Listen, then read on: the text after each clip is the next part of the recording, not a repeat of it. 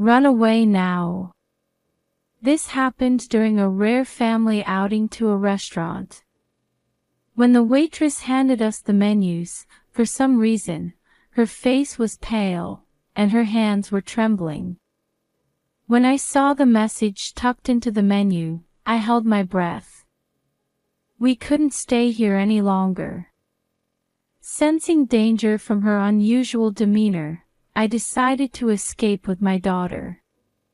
And just as we slipped out through the bathroom window, a voice called out to us. My name is Ashley. I'm 30 years old, and I've been married to Daniel for 5 years. We met at a party, hit it off, and got married. Since then, I haven't had any particular complaints about him. We've been living an ordinary but happy life as a family of 3, showering our 4-year-old daughter Emma with love.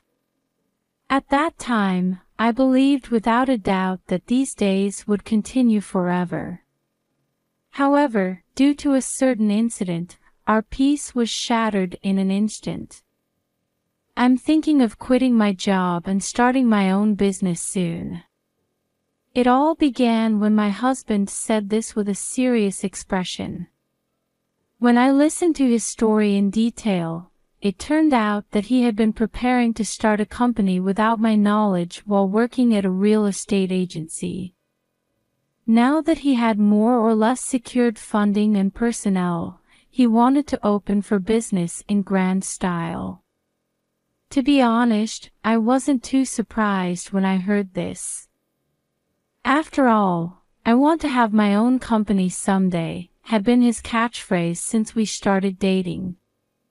So, from the time we got married, I had secretly decided to support him wholeheartedly as his wife when he eventually expressed his desire for independence.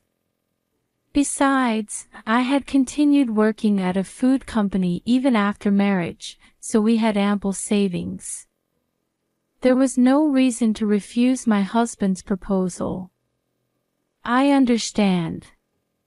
It'll be tough, but I'll support you as much as I can. Really? Thank you. I'm so glad you're my wife. Seeing Daniel so relieved and happy, I couldn't help but smile. And so, we began a new life to help my husband realize his dream. However, contrary to this brilliant start, the mood at home gradually began to darken. Honey, aren't you pushing yourself too hard? You need to take a break sometimes. Rest is part of work too. Shut up. This is a crucial time, so leave me alone. I couldn't help but frown at him as he stared at documents around the clock, not even trying to listen to my words. You see, a month after Daniel started his company, he had become quite cornered and was often depressed. Apparently, the business wasn't going as well as he thought, and several employees who had initially cooperated had left. However, I never expected everything to go smoothly from the start. That's why I thought it would be fine for him to slowly grow the business at his own pace. Listen, it'll be all right. Things will work out eventually, and I'm here to support you when things get tough. You're looking down on me because you earn more, aren't you? What are you talking about? That's not true at all. I doubt it. Anyway, you're distracting me from work, so go away. Daniel, with his constantly gloomy face and frayed nerves, seemed completely unreceptive to my concerns. More than anything, seeing our daughter Emma looking anxious at her completely changed father made my heart ache. However, even after several months, the situation didn't improve. It only got worse. My husband's irritation grew increasingly intense as the business struggled to get on track. Why isn't this working? Late one night, I heard Daniel shouting from his study. When I hurriedly opened the door, I found the room strewn with torn pieces of notebook paper. He had always had a habit of jotting down notes in a notebook to organize his thoughts, but it seemed he had thrown a tantrum and ruined it. "What a shame about your notes. Let's put them back together." "I'll help." "Shut up." "Damn it. I don't need this anymore." Despite my gentle attempt to calm him down, he threw a childish tantrum and stormed out of the house. I couldn't hide my distress at his completely changed behavior. He had been increasingly prone to taking out his frustrations on objects, and at other times, he would mutter to himself while going out. He seemed mentally unstable. We've been married for quite some time, but I had never seen my husband so troubled. At first, I continued trying to persuade him to rest, but by this point, I was doing my best just to avoid angering him. Although I had decided to support him, he was already beyond my ability to handle. How could I bring back the old Daniel? While reminiscing about our happy days before he quit his job, I struggled to somehow regain that everyday life. However, one day, an incident occurred that I couldn't ignore. It happened when I asked my husband to do some simple shopping on his way home from work. "Thank you. But you know, Emma and I can't eat this curry sauce." "Huh? Are you blaming me for making a mistake? After I went shopping for you?" "No, that's not it. I'm really grateful that you bought it. It's just that it's not the brand I asked for." "Shut up. How dare you complain to me? You're a failure as a wife." Despite my gentle reminder, my enraged husband raised his right hand and slapped my cheek with considerable force. Then, without even glancing at me as I was knocked back, he left again, muttering something. I couldn't even comfort my daughter, who burst into tears at the sudden event, only able to touch my aching cheek in a daze. I knew something was wrong with my husband, but I never imagined he would raise a hand against me. At this rate, Emma might be in danger too. At the same time, the option of running away from him finally occurred to me. I felt so threatened at that moment that any expectations I had for the kind husband he once was were blown away. However, a few days later, something unexpected happened. "Let's go to a restaurant as a family today. It's been a while. I have a regular place I've been going to lately." Gone was his usual stressed demeanor, Daniel took me and our daughter out with an unusually calm manner. At first, I wondered if something good had happened to him, but his sudden change in behavior made me feel an eerie calmness, like the calm before a storm. However, Emma was excited, saying, "Daddy's taking us to a restaurant." Partly because I felt guilty for making her worry, I decided to go out despite my suspicions. I first noticed something odd right after we were seated. "Here's some water and your menus." I noticed that the hands of the waitress who handed menus to me and my husband were trembling slightly. When I looked up in surprise, I felt that her complexion seemed poor as well. "Is she not feeling well?" While I was thinking this, my husband, apparently thirsty, quickly drained his water. He said he was going to get more water and went to speak to a staff member in the kitchen. Despite several puzzling points, I decided to at least decide on our order and opened the menu. The next moment, I was shocked by what I saw. What's this? There was a piece of paper tucked inside. And on that note were the words, "Run away now," written in shaky handwriting. Astounded, my mind automatically recalled recent events, my husband's violent side when he raised a hand against me, his sudden kindness that was a complete change from that, the waitress's strange behavior, and this note that was likely meant only for me. The more I thought about it, the more anxious I became about this unnatural situation. We can't stay here. Intuitively sensing danger, I tried to maintain a calm appearance while taking my daughter's hand, who was sitting next to me, after confirming that my husband had returned. "I'm just going to take Emma to the bathroom." And with that, I casually left the table with our belongings. Luckily, the restaurant's bathroom had a large window that I could fit through. "Let's get out of here." And so, I managed to escape from the restaurant with my confused daughter. However, just as we were about to leave the area, not knowing what was going on, "Wait, please." Surprised by the voice from behind, I turned around quickly. There was the waitress who had handed us the menus, running towards us. She had probably anticipated that we would escape through the bathroom. "There's something I need to tell you." Then, she revealed to me all the truths I hadn't known. And after learning the horrifying truth, I was terrified but also determined to bring my husband to justice. The next day, I was woken from a peaceful sleep by the sound of someone violently banging on the door. "Hey! I know you're in there." "I know it." Startled, I went downstairs to the entrance and heard Daniel's angry voice.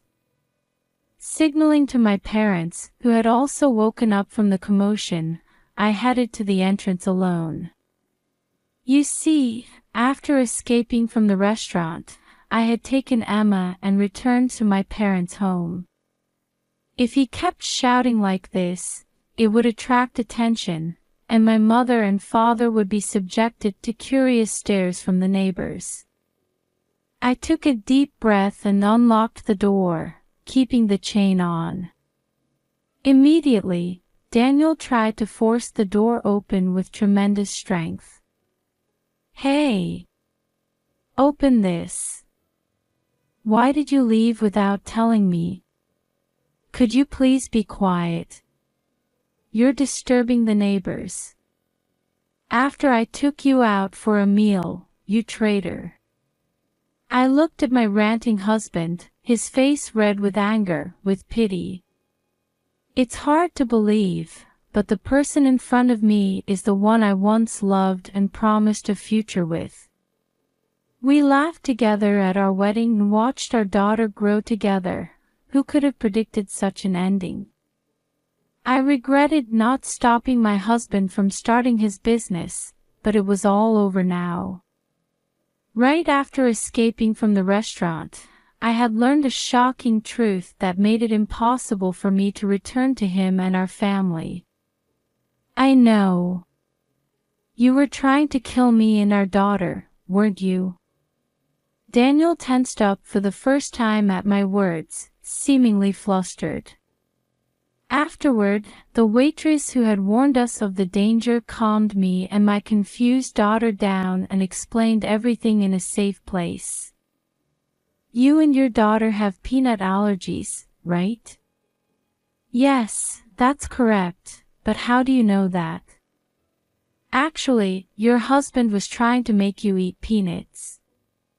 According to the waitress, when I thought my husband had gone to get water, he had actually ordered a salad with peanut dressing, trying to do so without us noticing. For Emma and me with our allergies, that was as dangerous as poison, a life-threatening ingredient. Naturally, I'm usually very careful about what we eat, so there's no way Daniel wouldn't have known about this. In other words, he had deliberately ordered food that would trigger our allergies. Were you trying to collect insurance money or something? Things have been tough since you started your business, huh? My voice trembled with the anger welling up inside me. I was terrified that my own life had been threatened, but what I couldn't forgive most was that Daniel had tried to harm our daughter too. If he had just been struggling financially, I would have worked hard to manage somehow, and I thought that helping each other like that was what being a married couple was all about. Despite that, how could such a terrifying idea of putting our adorable daughter in danger even cross his mind? I didn't do anything like that. It's all your delusion. You don't have any proof. My husband, seemingly in a slight panic, shouted loudly. I glared at him quietly. If you want proof, I have it all. Your notebook wasn't at home, was it? Daniel was at a loss for words at my question, which seemed to have hit the mark. As for why that waitress knew about our allergies and was able to prevent this incident, where we were supposedly targeted by him, the reason was in the notebook he habitually kept. Apparently, you were planning to kill us at that restaurant. It seems that waitress happened to see your notebook. According to her, while she was going around the tables refilling water, she accidentally glimpsed the contents of my husband's notebook while he was in the bathroom. It contained information about our allergies and all the details of this plan. The shocked waitress, unsure if my husband was serious, couldn't report it to the police, so they decided to be cautious throughout the restaurant. When Daniel brought us there, the kitchen, including her, was in a great uproar. Before coming to my parents' house, I retrieved your notebook with the plan written in it from your study. No. Give it back. Without that, Too bad. I've already handed it over to the police. At those words, finally seeming to understand the gravity of the situation, my husband's face turned pale, and he began to tremble. After a little searching in the study, the problematic notebook came out right away. So, I took the waitress as a witness that my husband had intentionally ordered a menu with peanuts, and rushed to the police station with the evidence. Upon checking, it seemed that Daniel's behavior was also captured on the restaurant's surveillance cameras, and the police immediately accepted this complaint as a case. I just had my parents call the police, so they should be here soon. Having revealed everything, I gazed at my pale-faced husband while listening for the distant sound of sirens. I'm sorry. I didn't mean to. Help me. Tell the police it was a misunderstanding. He desperately clung to me, crying. That's impossible. The company was about to go under, and I needed money. That's why I'm sorry. My husband seemed completely dejected, only apologizing in a small voice. But those apologies didn't resonate with my heart. No matter how happy our days had been until now, there was no way I could forgive him for targeting our precious daughter's life. You'll have to pay for what you've done. When I coldly pushed him away, Daniel hung his head as if giving up on everything. After that, my husband, taken away by the police, was arrested shortly after. Naturally, the company he had started went bankrupt. There was no way I could continue being married to him, so I divorced Daniel. Regarding compensation, through a lawyer, I'm currently seeking payment of $50,000 each for me and my daughter. Having completely cut ties with him like this, we have now moved to a new town and are living peaceful days. From now on, I intend to shower my daughter with plenty of love so she won't feel lonely, and spend happy